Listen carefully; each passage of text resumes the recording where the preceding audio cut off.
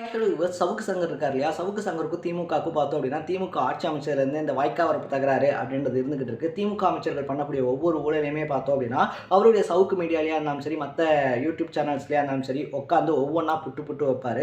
So அவர் வச்சு அந்த மாதிரியான குற்றச்சாட்டுகள் தான் பார்த்தோம் அப்படின்னா, நம்ம செந்தில் பாலாஜி உள்ளே போனார் அப்படின்னே சொல்லலாம். ஸோ அப்படிப்பட்ட சவுக்கு சங்கர் பார்த்தோம் அப்படின்னா, நேற்று ட்விட்டரில் போட்ட ஒரு ட்வீட் அப்படின்றது இப்போ வைரல் ஆகிக்கிட்டு இருக்கு அப்படின்னு தான் சொல்லணும். ஸோ கீழக்கரையில் நடந்த அந்த ஜல்லிக்கட்டு மைதானம் திறப்பு விழா இருக்கு இல்லையா, அதில் ஒரு சிலை அப்படின்றத முதலமைச்சர் ஸ்டாலின் திறந்து வச்சிருந்தாரு.